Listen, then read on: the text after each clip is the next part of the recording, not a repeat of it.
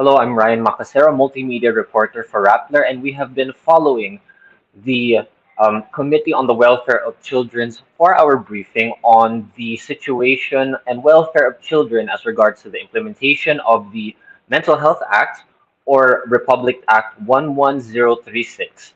And just to give you some context as to why they're reviewing this law is because there were reports earlier this year of rising cases in suicide. So I'm sorry to give you a trigger warning. We're going to be discussing sensitive topics because the committee hearing went over the state of children's mental health, and during the course of the pandemic, of course, has been very difficult for a lot of school-age children.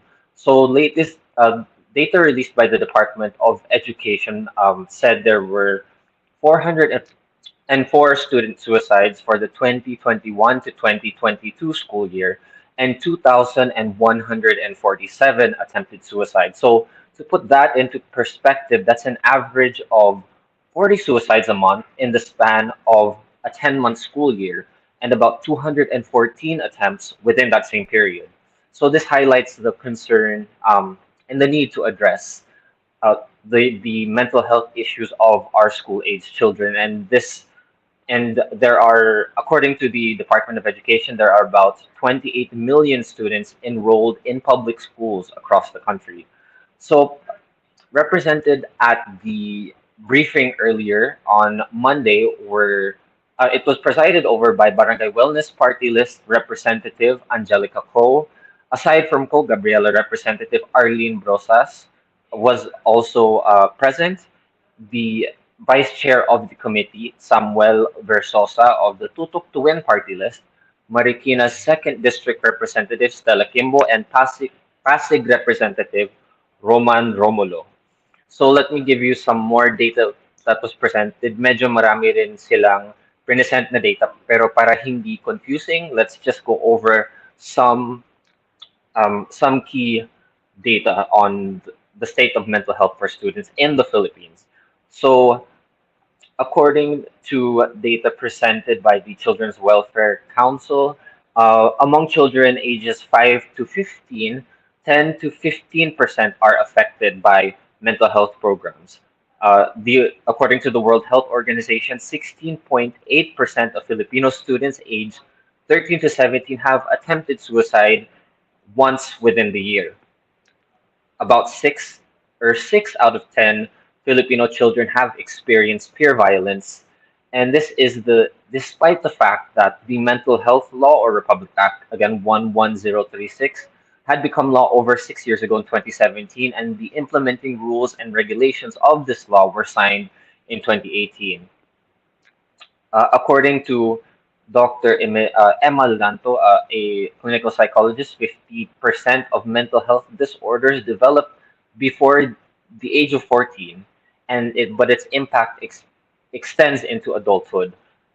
Economically, according to the World Health Organization, 8 million, or economically and globally, 8 million deaths are due to mental health disorders, and the economic costs are in the Philippines alone is due to suicide is 68.9 billion pesos.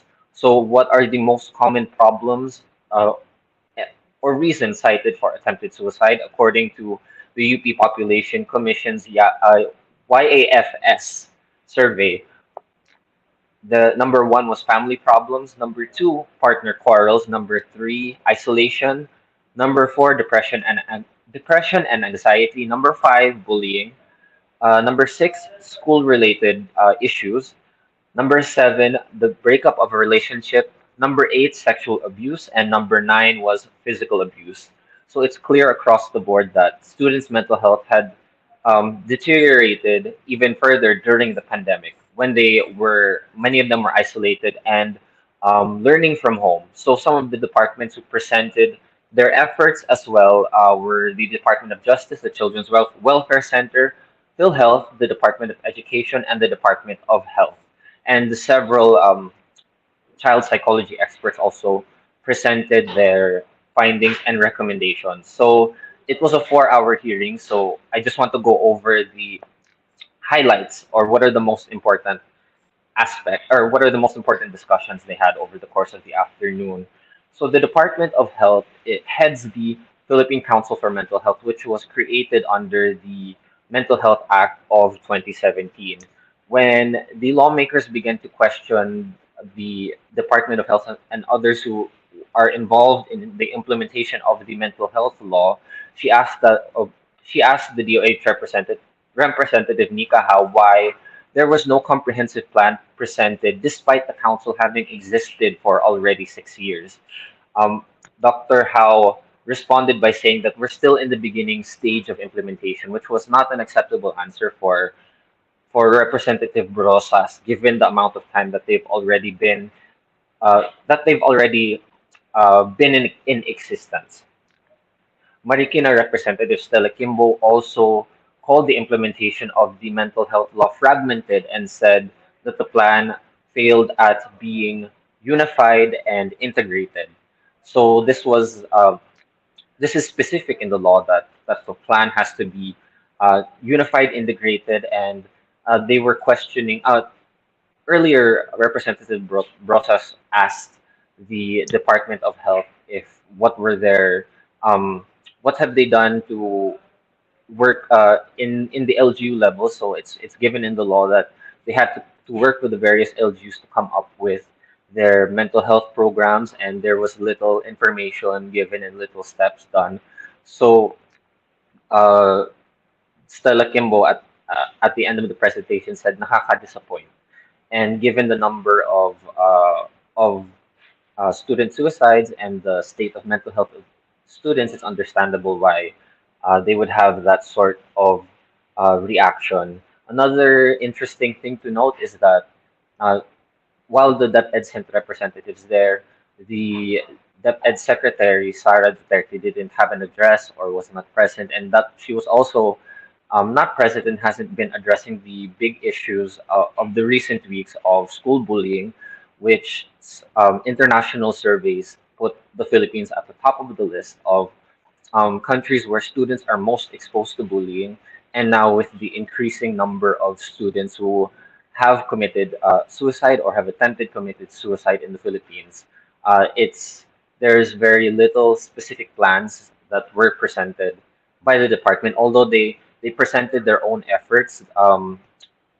Again, Representative Stella Kimbo said that it should be a unified and integrated plan. So we will continue to watch how both of these issues unfold, and the discussions are ongoing in the House of Representatives and in the Senate on the Mental Health Act if there will need to be amendments. For example, the representative of PhilHealth, Dr. Albert Domingo, is also present. One shortcoming that the lawmaker, or one gap that the lawmakers noticed was that the PhilHealth coverage for mental health only covers hospitalizations for mental health reasons like schizophrenia, depression, and only once you're admitted, but preventive measures such as therapy, such as medications, are not included in the PhilHealth coverage, although uh, Domingo said that there are plans to improve that program and cover preventive care as well. So these are some of the discussions that they had during the 4 hour hearing, and the Senate is also tackling the Mental Health Act and the Anti-Bullying Act. So these are two committee hearings that we will keep our eyes on, and we will also pursue stories that are related to the Mental Health Act and to the Anti-Bullying Act. And if you have any ideas, feel free to drop in my DMs on Twitter. I cover social social issues such as this at Ryan Macasero, and you can follow our coverage on Rappler and watch the live stream again on our YouTube page at on Rappler. Again, I'm Ryan Macasero. Thank you for watching Rappler Recap.